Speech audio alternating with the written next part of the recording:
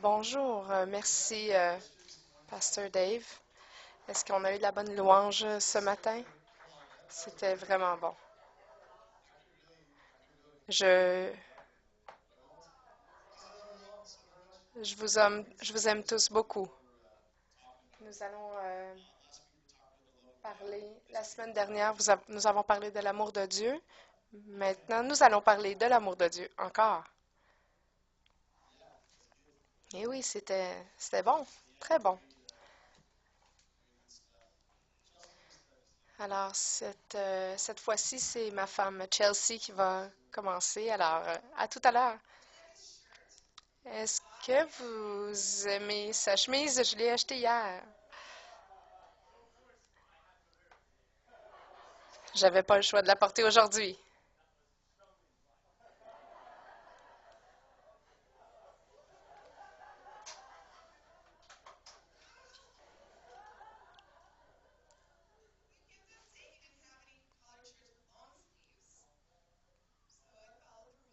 Alors, j'ai suivi les règles pour lui acheter une chemise avec des manches longues et un col.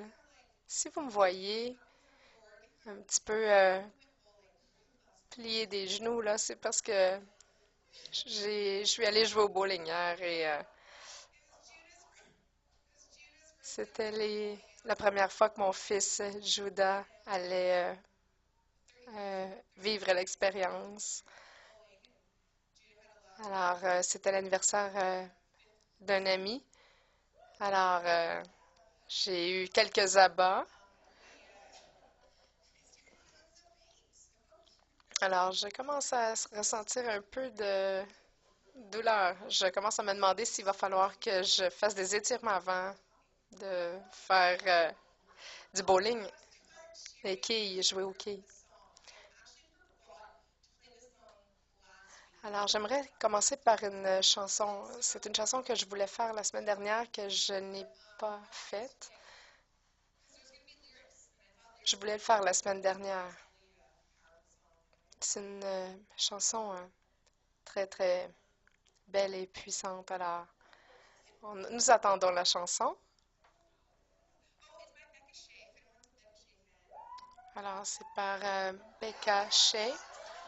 Alors, si on a des fans de Becca Shea,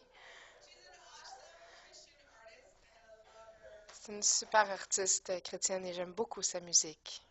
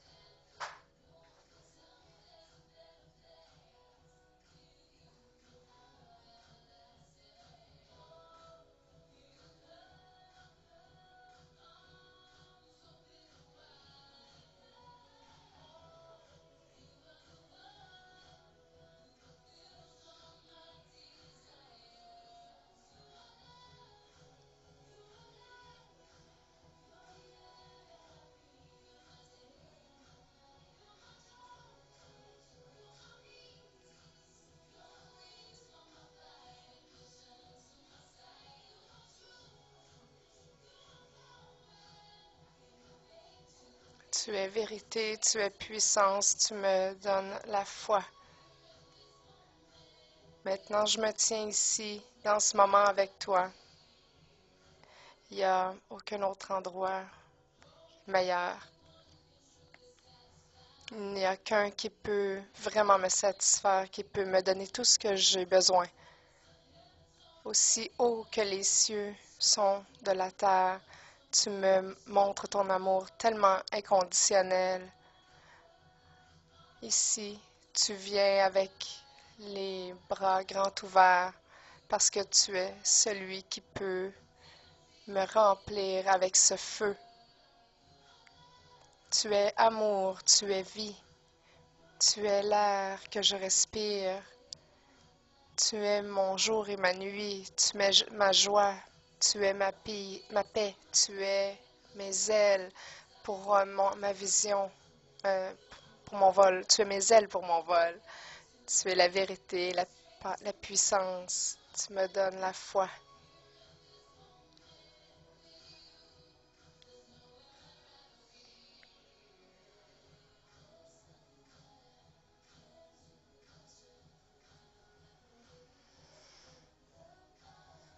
Il n'y a rien que je peux faire sans toi. Je ne peux pas respirer sans toi, je suis folle de toi. Tu me couvres de ton amour et ta gloire euh, me dépasse.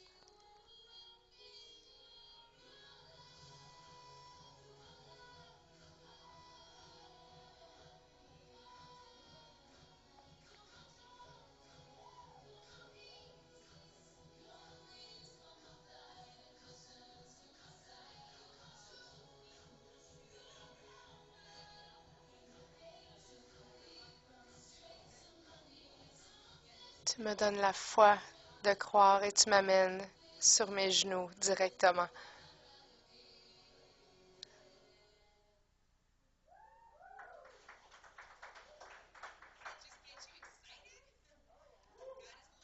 Est-ce que ça vous excite? Dieu est la vie, l'amour, la puissance. J'aime cette chanson-là. Alors, nous sommes supposés de prendre ça, tout ce que Dieu est, rencontrer son amour et partir dans le monde et le partager avec tout un chacun. C'est tellement facile, n'est-ce pas? Oh! Alors, parfois, c'est pas toujours évident. En fait, ça peut être même difficile.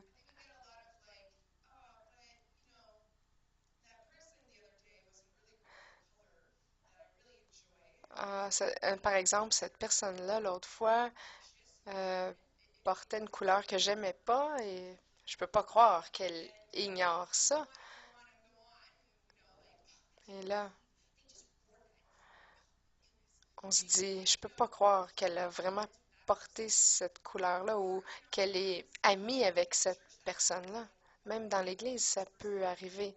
Ah, je dois prier vraiment avec cette personne-là? Je dois prier pour cette personne-là? Ok, Seigneur, merci, j'aime cette personne.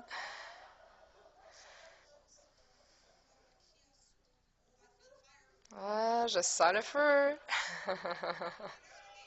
Vous comprenez ce que je veux dire?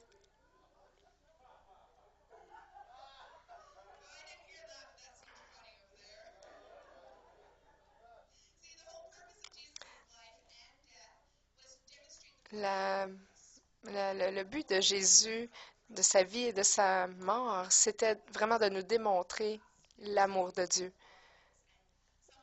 la sorte d'amour de Dieu pour nous, quelqu'un qui sacrifie sa vie pour les autres. Et ça, c'est la forme la plus ultime d'amour. Et il partage cet amour-là avec nous. Il veut qu'on devienne excité, enthousiaste.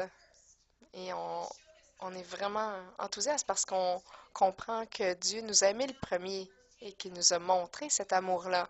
Alors là, on prend cet amour-là, ce gros paquet d'amour-là, et on part et on court, on s'en va vers les autres. Je me parle à moi-même en même temps. Alors, si vous avez vos Bibles,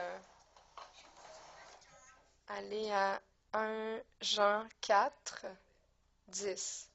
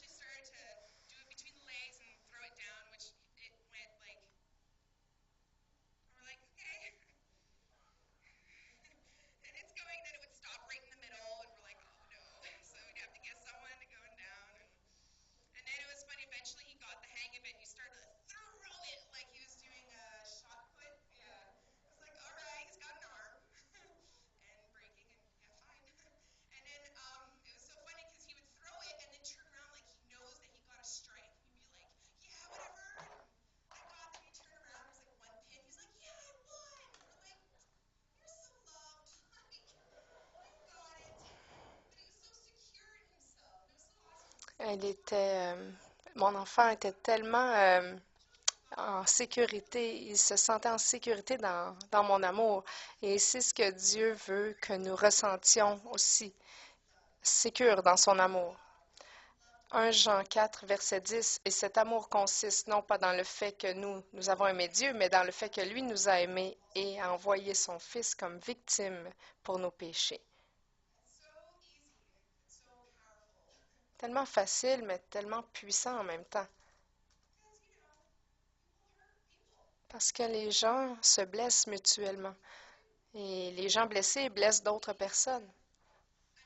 On doit comprendre l'amour de Dieu dans une perspective plus grande que moi, moi-même et mon ombre.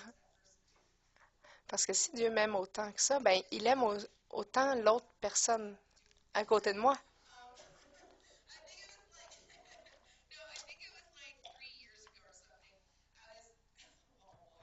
J'ai un exemple pour vous. Il y a un exemple, il y a 3 ans, je crois. Mon frère Sean et moi, qui avons une relation un peu comme chien et chat, on s'aime une journée, l'autre journée, on se déteste. Je vais passer les détails. Donc, il y a 3 ans, c'était vraiment drôle. Nous allions à des conférences, plusieurs conférences, et il y en avait une conférence sur l'amour de Dieu, et j'ai vraiment rencontré cet aspect de Dieu à ce moment-là. Alors, je partageais avec Ben, mon mari, avec beaucoup de paix dans mon cœur. Je crois que Dieu a un plan pour mon frère. Et là, je me suis surpris un peu parce que j'avais pas cette paix-là avant. Vraiment pas. Mais là, Dieu a vraiment ouvert mes yeux pour me montrer qu'il l'aimait autant que moi et qu'il avait un plan pour lui autant que pour moi. Alors, nous devons aimer nous aimer les uns les autres. Alors, ce que je trouve vraiment merveilleux, c'est que Dieu nous poursuit. Et lorsqu'on reçoit son amour, ça nous change. Notre perspective change. Nous devenons remplis de compassion et on fait des choses, qu'on n'aurait jamais pensé faire avant. Et parfois, c'est hors de notre zone de confort. Et parfois même, ça nous démange. On dit, ah, ma chair crie, je voudrais pas faire ça, mais l'Esprit nous amène à agir différemment. L'amour liquéfie. On ressent l'amour de Dieu pour cette personne-là parce qu'on partage la vision de Dieu. Alors, on peut recevoir plus d'amour et le partager plus, le laisser couler à travers nous. À cause que l'amour de Dieu est tellement fort, ça... euh, euh, 1 Jean 17, 1 Jean 4, 17.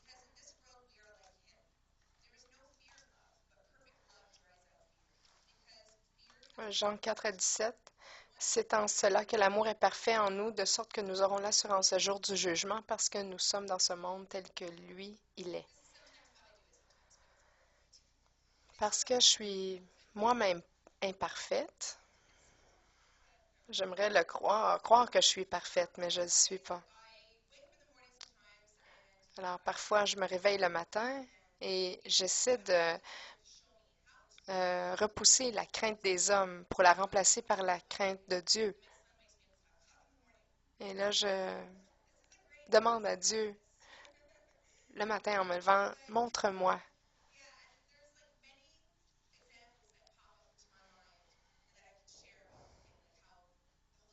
Je pourrais vous donner plusieurs exemples.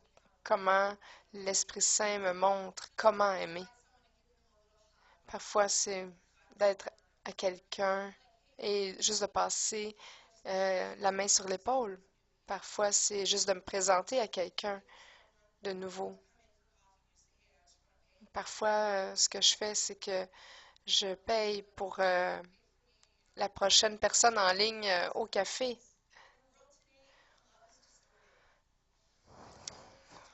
Dans le monde d'aujourd'hui, l'amour est distorsionné. Ça peut avoir l'air de la jalousie ou d'une revanche, mais nous avons la vérité, la Bible, la parole de Dieu qui nous montre comment est cet amour. Alors on peut corriger la vision, comment l'amour devrait être.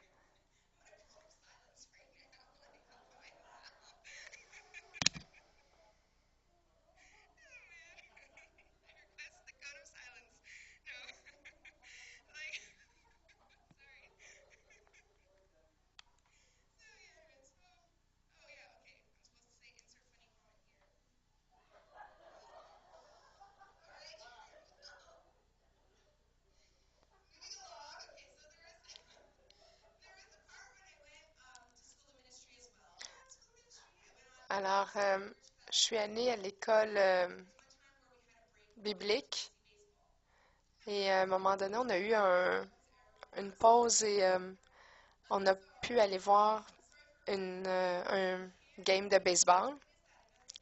Et là, je leur ai dit, je m'excuse, mais je suis vraiment pas une fan. Je sais même pas comment on compte les points. La seule chose que je sais, c'est qu'il y a une balle qui vole dans les airs et quelqu'un essaie de l'attraper. Et tout le monde est content. Alors, je suis allée avec mes amis.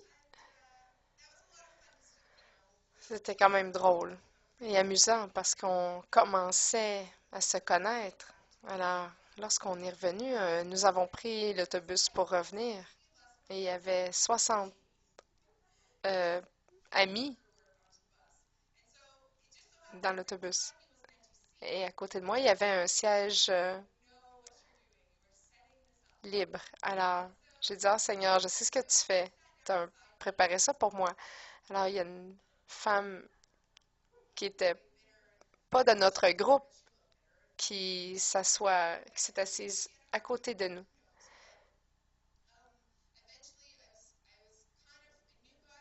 Alors, je savais que le Seigneur me pointait de parler à cette personne-là, mais j'avais peur parce que je savais pas quoi lui dire. Alors, j'ai commencé à parler euh, à mon ami qui était juste en face de moi et je me suis dit, peut-être que si je parle à mon ami, elle va sentir un petit rayonnement d'amour qui provient de ma joue. Alors, j'ai commencé à parler à mon ami et j'ai dit, ah, Dieu est merveilleux. Et là, elle avait encore l'air renfrognée. Et là, j'ai commencé à regarder un petit peu du coin de l'œil. Et là, à un moment donné, Dieu a dit, regarde-la en face. Alors, j'ai commencé à lui parler. Et c'était une infirmière. Et elle trouvait difficile son travail parce qu'elle travaillait avec des gens en phase terminale. Alors, j'ai pu vraiment lui partager l'amour de Dieu. Et ça a vraiment brisé la peur de la crainte des hommes en moi, la crainte du regard des autres. Dieu nous aime. Il aime cette femme-là aussi. Et il voulait briser en moi cette crainte des hommes afin qu'elle puisse recevoir cet amour. C'était un merveilleux moment pour elle, mais pour moi aussi. Elle a pu expérimenter l'amour de Dieu et moi, j'ai pu vaincre la crainte des hommes.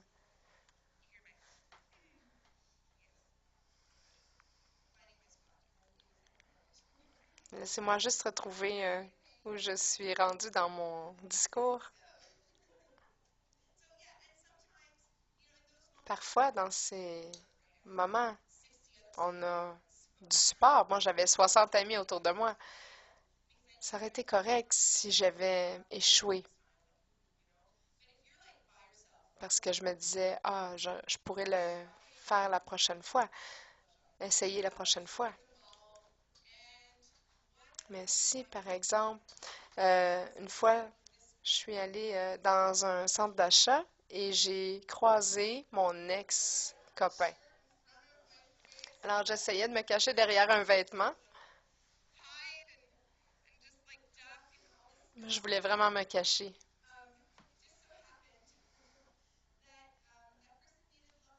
Et imaginez-vous que cette personne-là avait besoin d'amour aussi. Moi, j'essayais de l'éviter. Mais c'est ça que l'amour de Dieu fait en nous. Il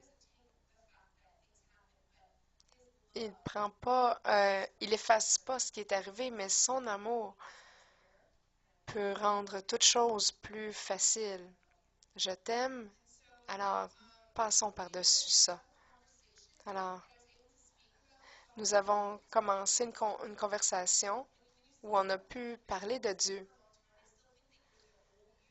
Vous savez, quand on a rencontré quelqu'un qu'on n'a pas vu pour longtemps, on s'imagine que la personne, elle est au même point qu'elle était, l'ancien, l'ancien moi.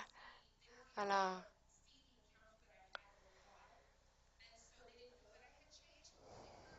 quand ils m'ont entendu, quand ils ont vu que j'étais confiante après m'être sortie de derrière le vêtement, j'étais capable de parler à cette personne-là sans colère, sans rancœur, sans regret, sans douleur. Quand l'amour de Dieu arrive, il, il enlève les voiles que nous avions et nous pouvons voir les autres comme il les voit.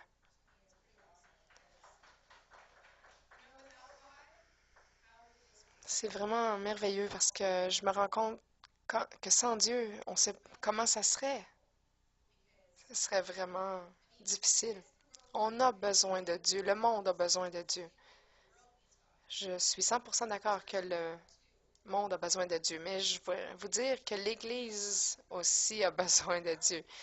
Parce que si l'Église n'a pas Dieu, quelle sorte d'Église serons-nous? Une Église sans vie? J'aimerais vous donner un autre exemple. Je vais vous lire le verset biblique.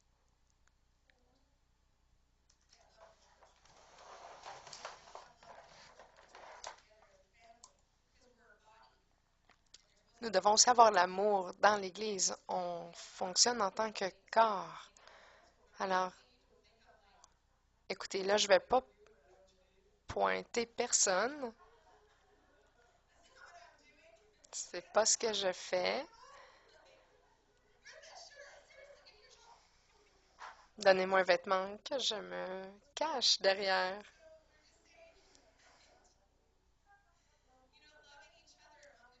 Lorsqu'on s'aime les uns les autres dans l'Église, parfois, bon, écoutez, je vais faire un exemple d'une Église où que, j'ai déjà été fréquentée régulièrement dans le passé. Je me rappelle, nous nous assoyons sur un banc. Quelqu'un s'assoyait loin de moi, mais je pouvais l'entendre chanter.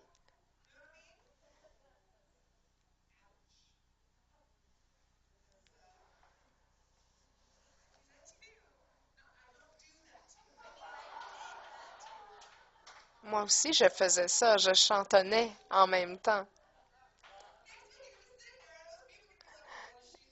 Ça prend de la tolérance pour se supporter les uns les autres, parce que je le faisais moi-même. Alors, on a besoin d'amour partout, dans l'Église et dans le monde. Le verset que je vais vous lire, 1 Corinthiens 12. Je vais vous donner le verset.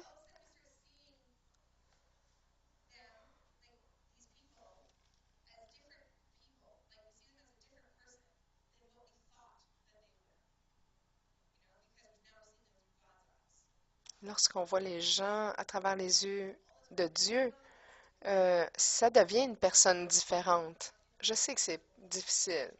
C'est pas facile. Écoutez, j'ai pas 50 ans. Est-ce que j'ai froissé quelqu'un? Hmm. J'entends des j'entends des commentaires, des... Bon, donnez-moi un vêtement que je me cache. Bon, alors, le verset. Allons-y, les filles. Oups!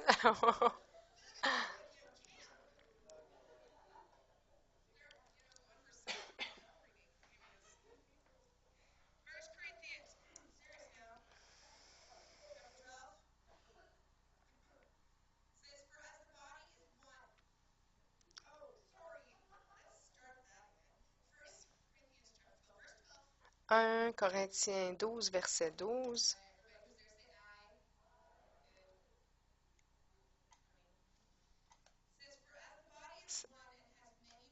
On a le verset qui dit, le corps forme un tout, mais a pourtant plusieurs organes, et tous les organes du corps, malgré leur grand nombre, ne forment qu'un seul corps. Il en va de même pour Christ. Nous avons été tous baptisés dans un même corps.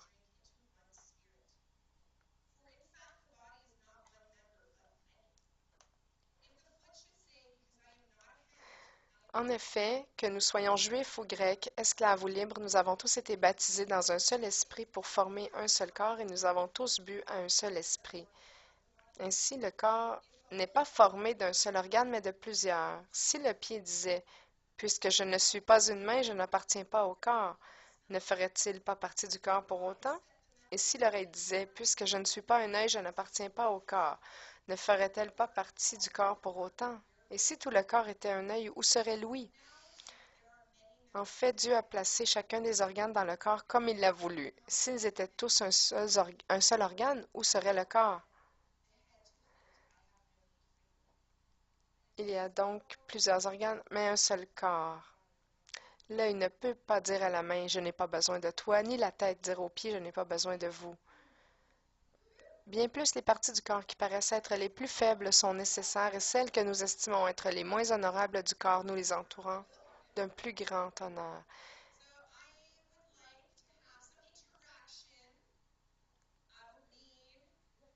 Si un membre souffre, tous les membres souffrent avec lui. Si un membre est honoré, tous les membres se réjouissent avec lui. J'ai besoin de 5 volontaires ici.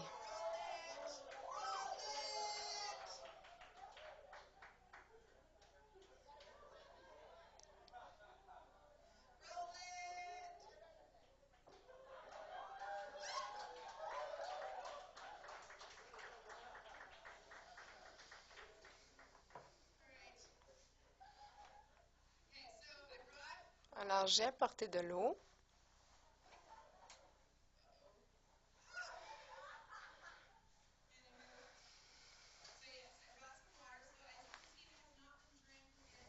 Je peux vous montrer, la bouteille est neuve.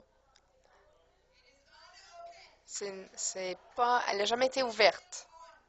Il y a le seau. Pourriez-vous, s'il vous plaît, ouvrir cette bouteille?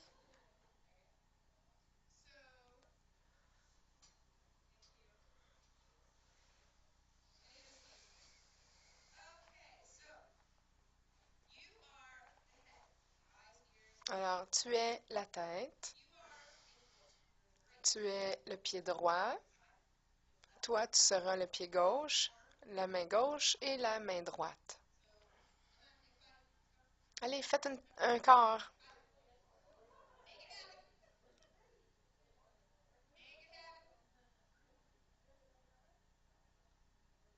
Formez le corps.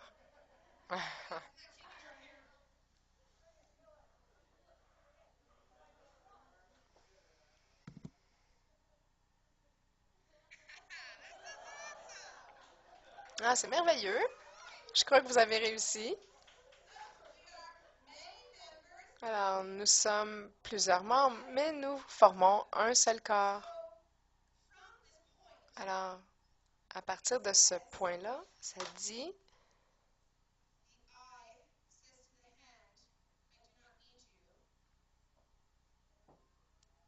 l'œil ne peut pas dire à la main, je n'ai pas besoin de toi.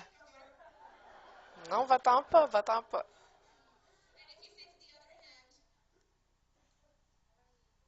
Et si vous dites à l'autre main, j'ai pas besoin de toi.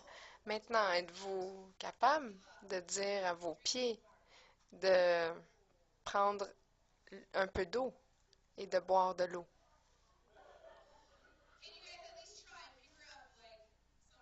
Pouvez-vous essayer d'une certaine manière? Ceux qui sont les pieds là par terre, là.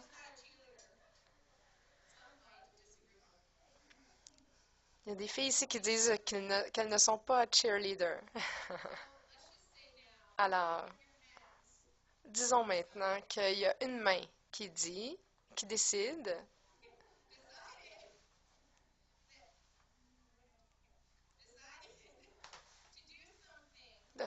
qui décide de faire quelque chose d'elle-même.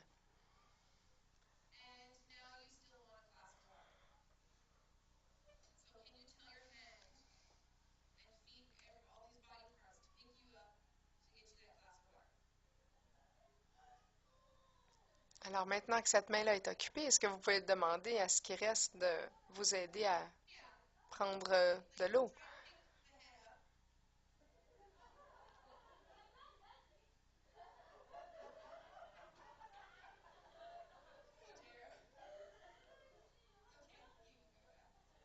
OK. On voit que ça fonctionne pas.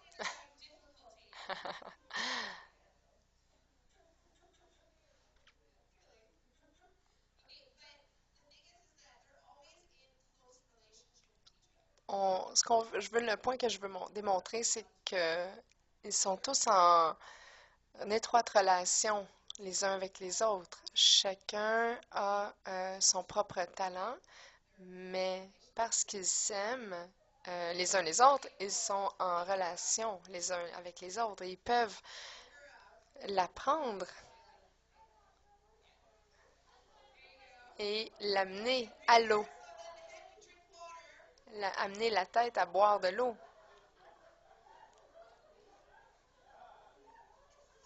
C'est merveilleux. Je veux qu'elle prenne et qu'elle boive de l'eau.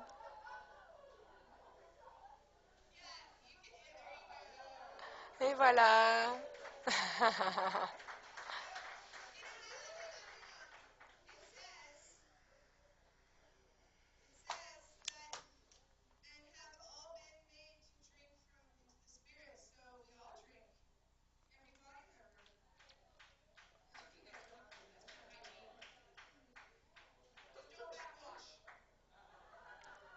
Alors, nous nous abreuvons tous au même esprit. Alors, je vous invite à tous boire avec l'eau.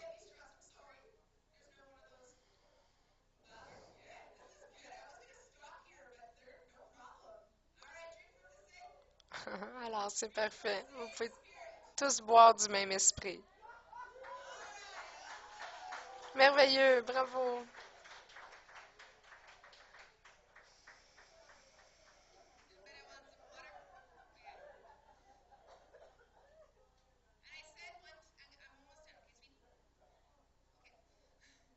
J'ai presque terminé, mon cher mari. Alors là, je voudrais vous montrer une image. S'il vous plaît, pouvez-vous me montrer l'image du désert? Regardez ici à l'écran.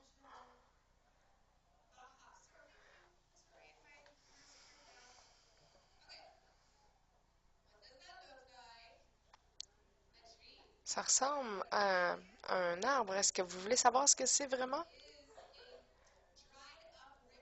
C'est une rivière asséchée en Californie. C'est une photo aérienne par Adrien Franco qui a été sélectionnée en avril 2012 par National Geographic. On voit les traces que la rivière a fait alors qu'elle se frayait un chemin. C'est vraiment intéressant. Je ne veux pas entrer dans les détails du processus, mais ce patron-là ressemble aussi à un pattern lorsque vous êtes frappé par la foudre. Votre cicatrice ressemblerait à ça si vous survivez. Moi, je trouve ça vraiment intéressant que lorsqu'une rivière est sèche, ça demeure un arbre. On voit un arbre. La prochaine image, elle nous montre les racines d'un arbre.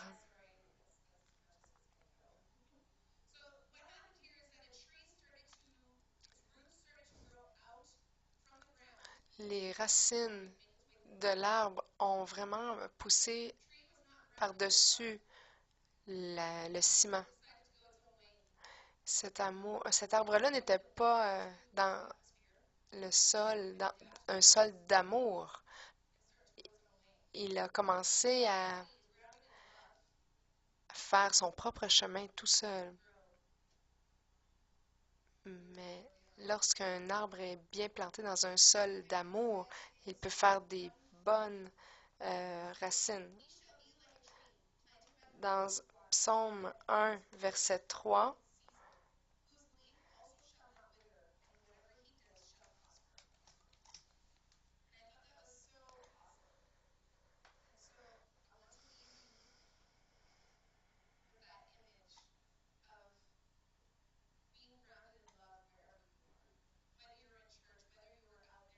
lorsqu'un arbre est planté près d'une rivière, euh,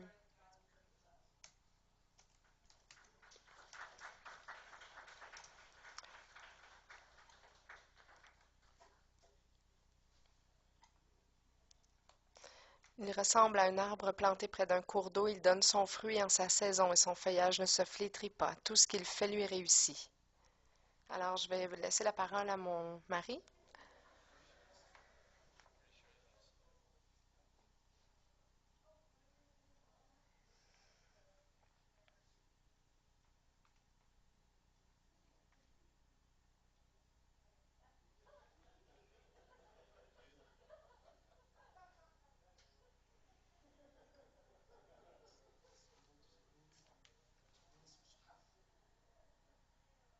Je déplace quelques petites choses.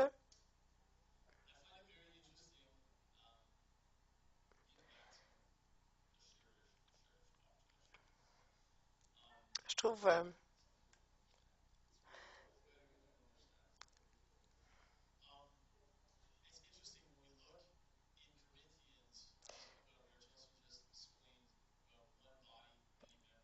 très intéressant que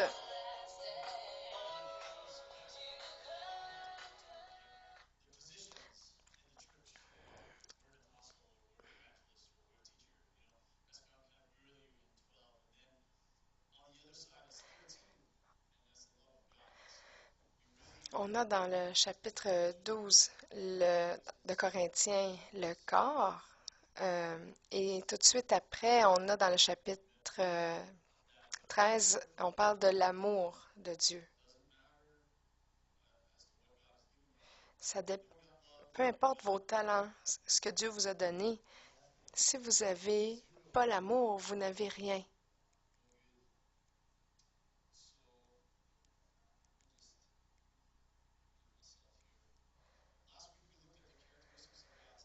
La semaine dernière, nous avons regardé aux caractéristiques de l'amour de Dieu.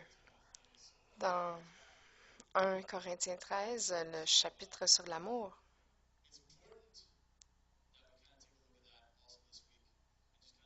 C'est important qu'on regarde, méditer là-dessus cette semaine et faire un suivi pour voir où nous nous situons par rapport à ça.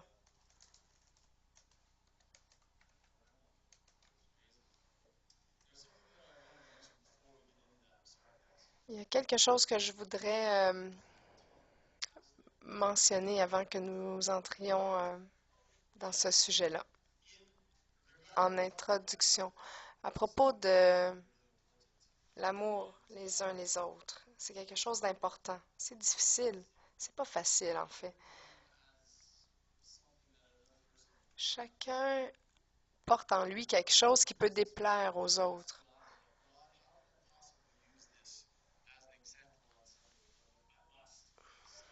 Et là, je me devais cette semaine de trouver un exemple. J'étais au travail et je me disais, ah, j'ai trouvé mon exemple. Je voudrais vous mentionner cette semaine qu'on a adopté un nouveau juron au Québec ici, le mot pasta. Je fais référence à la loi qui a été passée là, cette semaine.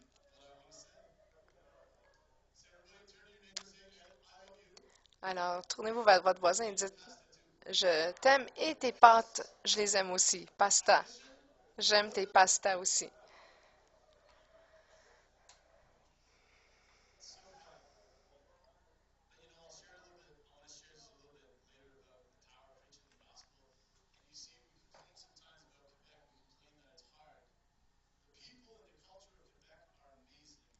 Les gens au Québec sont merveilleux.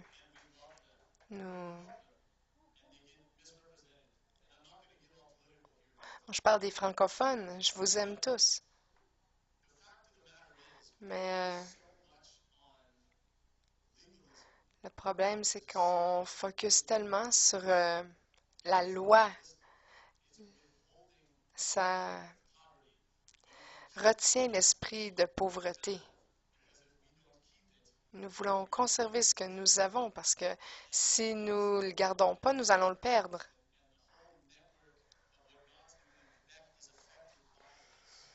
Tout ce que Dieu fait ici au Québec, c'est affecté par ça.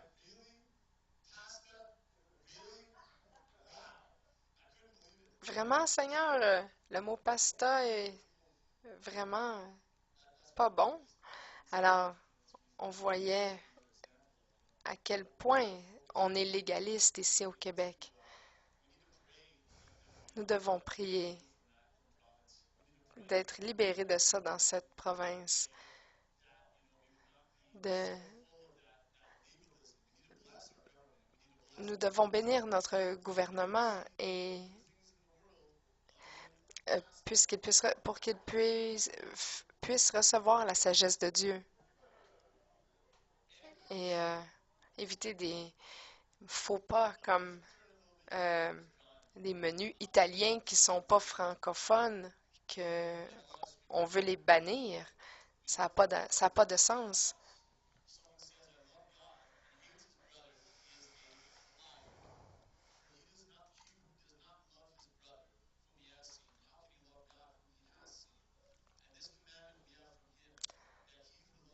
Si je n'ai pas l'amour, je suis un cuivre qui résonne ou une cymbale qui retentit. Si je distribue tous mes biens aux pauvres, et si même je livre mon corps aux flammes, mais que je n'ai pas l'amour, cela ne sert à rien. Jésus est la tête de l'Église, qui est son corps, et le sang est l'amour de Dieu. Le sang versé est l'amour de Dieu. En tant que peuple choisi de Dieu, revêtez-vous de compassion, de patience, de douceur et supportez-vous les uns les autres avec patience. Pardonnez alors que Dieu vous, comme Dieu vous a pardonné. euh, toutes ces vertus, qu'elles soient tenues ensemble par l'amour. Laissez la parole de Christ reposer en vous alors que vous vous bénissez les uns les autres. Chantez des louanges avec gratitude dans vos cœurs. Et dans tout ce que vous faites, faites-le au nom du Christ, pour le Seigneur.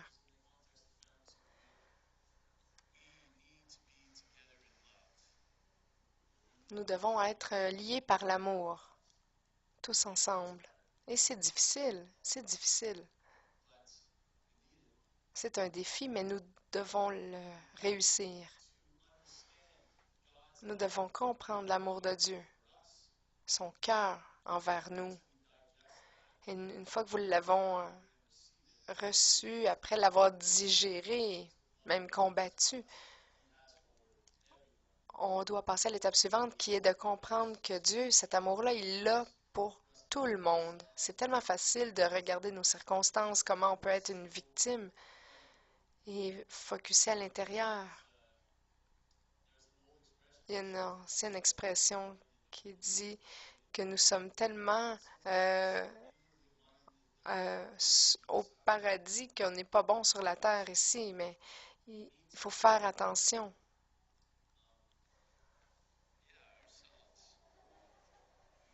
Nous devons passer par-dessus notre propre égoïsme, égocentrisme.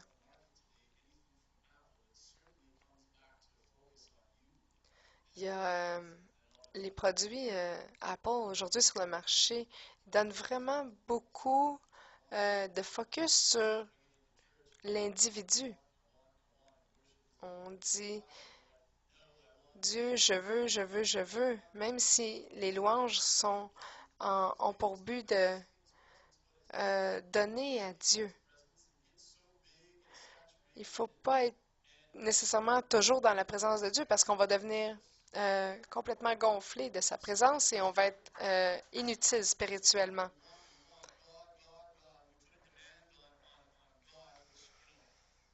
On demande à Dieu, on demande aux gens. On les met comme on les idole, on les idolâtre, on les met sur un piédestal. Et je suis passée par là. Je vous dis ça parce que je vous aime beaucoup, mais nous devons être des imitateurs de Dieu pour que les caractéristiques qu'il nous montre, qu'on va voir dans un moment, nous devons les imiter pour que nous ressemblions à Dieu. Éphésiens 5, 1.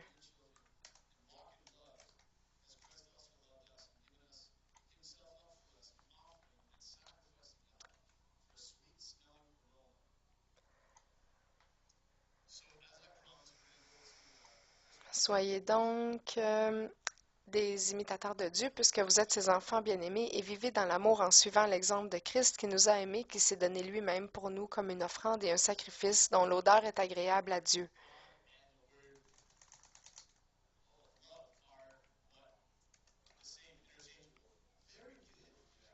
Donc, 1 Corinthiens 13, tel que promis, je vais commencer au verset 4. Rappelez-vous que j'utilise Dieu au lieu du mot amour. Dieu est amour, il est plein de bonté. Dieu n'est pas envieux, Dieu ne se vante pas. Il ne s'enfle pas d'orgueil, il ne fait rien de malhonnête, il ne cherche pas son intérêt. Dieu ne s'irrite pas, il ne soupçonne pas le mal, il ne se réjouit pas de l'injustice. Mais Dieu se réjouit de la vérité, il pardonne tout, il croit tout, il espère tout, il supporte tout. Alors, je lisais ça, je me disais, bon, ça devrait être bien pour appliquer sans problème. Dieu est patient avec nous, les hommes. Est-ce qu'il était patient avec vous? Écoutez-moi, il était absolument patient. Je pourrais vous donner des tonnes d'exemples. Il y a quelques années, j'étais vraiment pas dans une belle place dans mon cœur. J'étais très complaisant. Et j'ai dit, Seigneur, c'est quoi le problème? Tu m'as appelé à faire toutes ces choses, je le sais, mais je vois aucune manifestation de ce que tu as dit. Je sais que tu es pas un menteur, alors qu'est-ce qui se passe? Et j'ai senti que Dieu me disait, et je voudrais t'enseigner ma discipline en corps, âme et esprit. OK, mais Seigneur, qu'est-ce qui se passe? Pourquoi les choses ne changent pas? Et je viens de te le dire. Alors, je continue à me plaindre et blâmer les autres. Et là, il y a un moment où ma cédule de travail a changé et j'ai pas pu venir à l'église pendant quelque temps. Alors, j'ai dit, OK, Seigneur, qu'est-ce qui se passe? Je vois pas de manifestation. Mais Dieu va nous enseigner des leçons et si nous ne faisons pas corps avec le processus, on va devoir le réapprendre et refaire la leçon encore et encore et encore jusqu'à temps qu'on l'apprenne. Dieu veut pas qu'on souffre, mais c'est parce qu'il est plus engagé envers nous, envers notre maturité que nous pouvons l'être.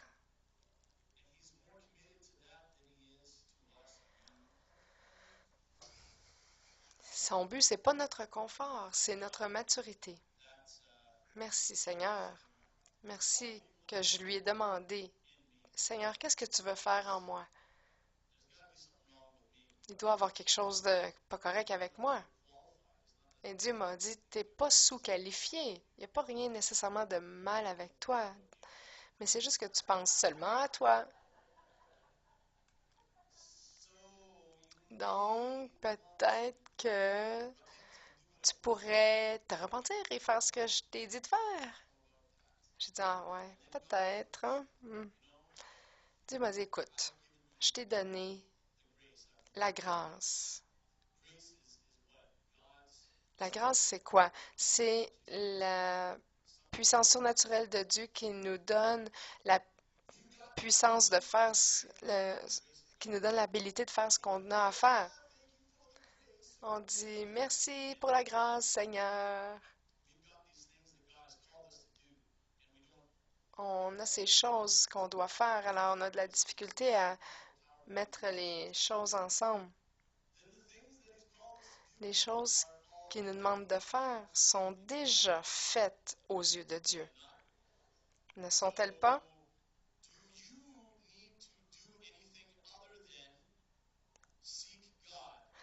Donc, devez-vous faire autre chose que chercher la face de Dieu? Euh, on doit tout simplement rechercher sa face, être obéissant, comprendre sa grâce, tout ce support, cette grâce. Mais on ne sait pas plus où on s'en va.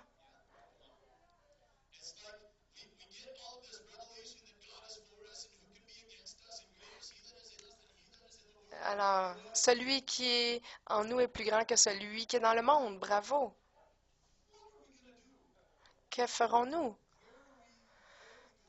Ça ne nous donne pas plus d'indications. On doit réaliser que Dieu a mis une passion en nous. Et si on bouge dans cette direction et qu'on focus, il va nous donner cette vision, ce focus pour nous dire où aller. Est-ce que ça serait possible que nous, en tant qu'Église, nous nous repositionnons, qu'on doit prendre ce focus-là et qui est sur nous et qui est là et qu'on marine et on se fait tremper dans la grâce de Dieu et on, on en est engraissé. Et plutôt qu'on tourne ce focus-là sur le monde extérieur, c'est eux qui doivent recevoir cet amour-là. Dieu est patient avec nous. Il a été patient avec nous. Il a été patient avec moi. Dieu est doux et c'est son amour qui nous amène à la repentance. Il est tellement bon qu'on ne peut pas s'empêcher. Dieu, t'es trop bon. Je peux pas m'enfuir. J'abandonne et je m'abandonne en toi et je me repens. Je me détourne de mes voies. Son amour est tellement fort et sécure. Vous vous souvenez, on parlait des caractéristiques de l'amour de Dieu. On doit les vivre, ces caractéristiques-là. Sommes-nous sécures dans qui nous sommes? Savons-nous que nous sommes fils et filles de Dieu, que nous avons l'autorité, que nous sommes des fils et des filles de l'autorité? Nous le savons dans notre tête parfois, mais on peut ne pas le savoir dans notre cœur.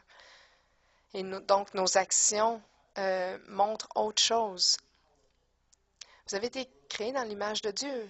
Vous êtes très fort, incroyablement fort dans la parole de Dieu. L'ennemi a peur de celui qui sait qui il est en Dieu.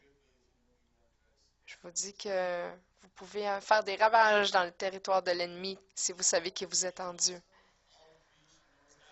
Dieu est merveilleux. Toute la création le sait.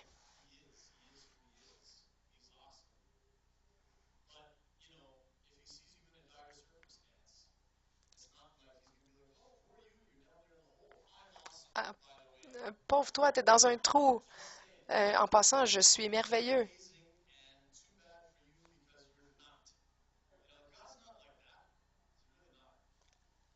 Dieu n'est pas comme ça.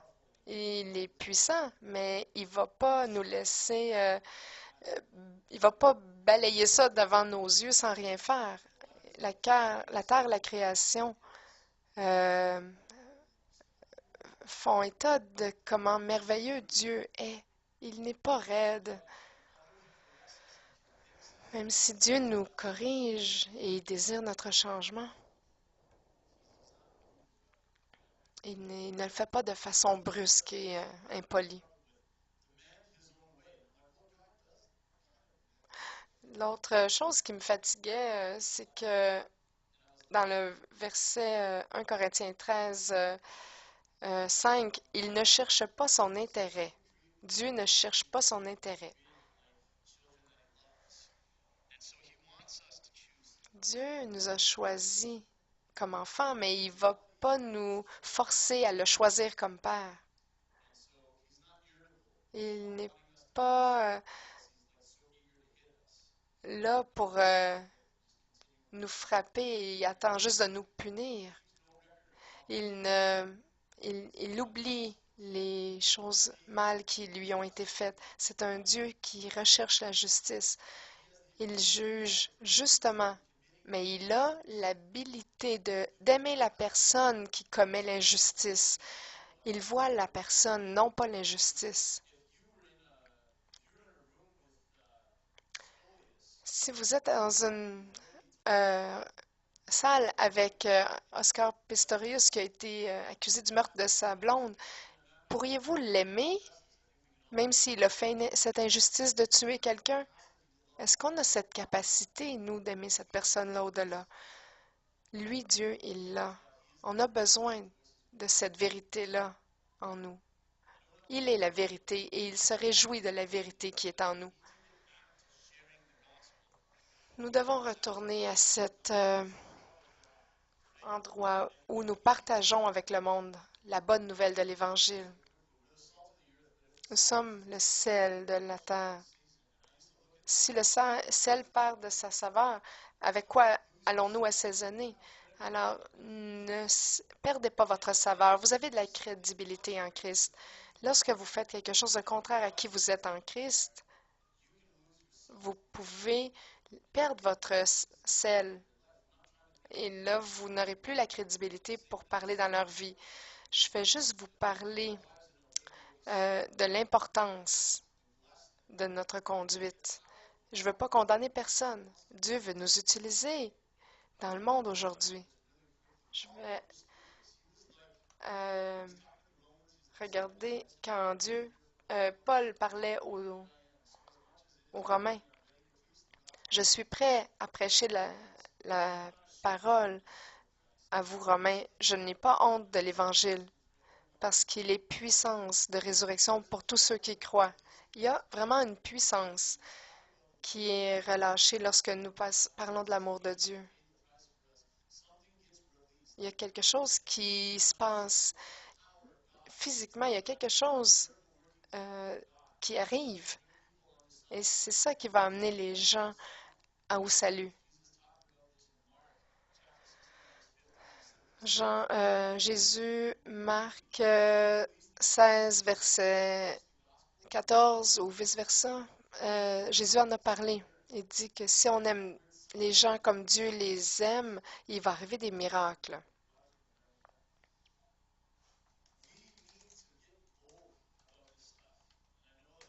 Nous devons devenir audacieux à ce niveau-là.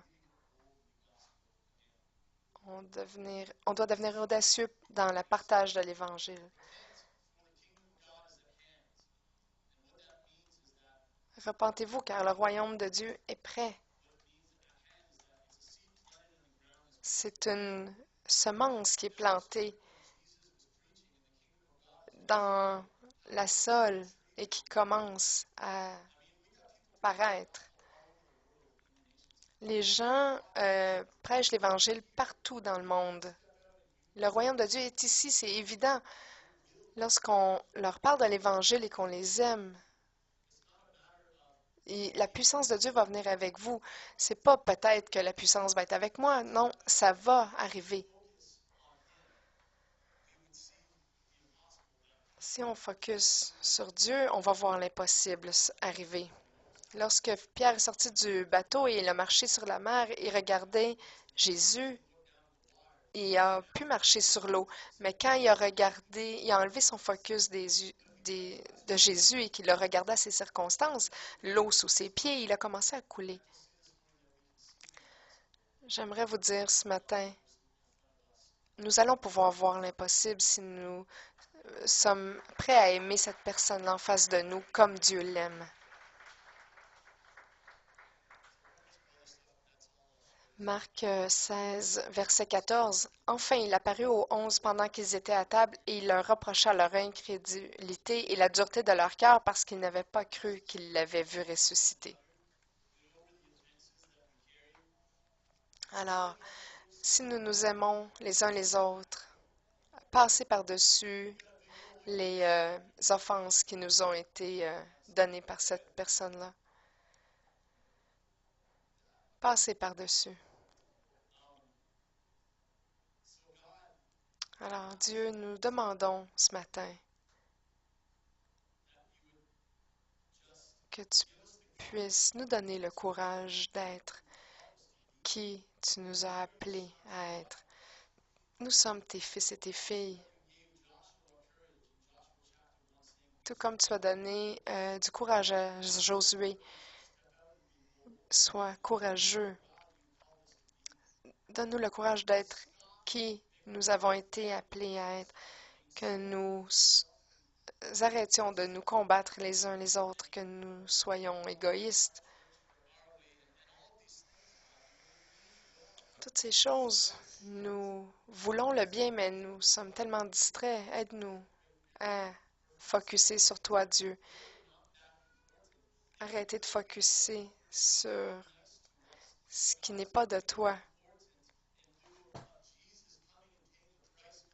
Jésus est venu, il a payé le prix pour les gens.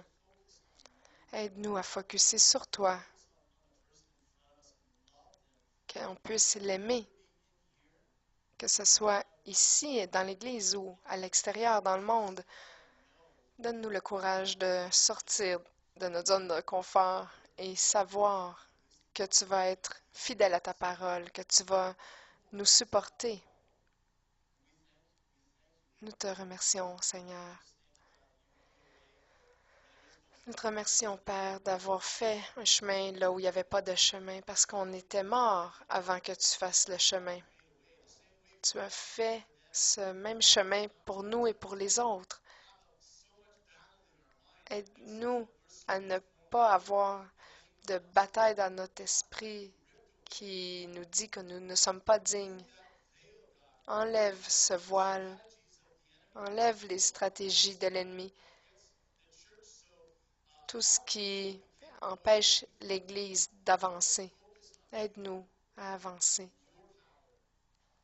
Aide-nous à focuser sur toi, sur ta puissance, sur ton amour pour les gens. Dans le nom de Jésus, Amen.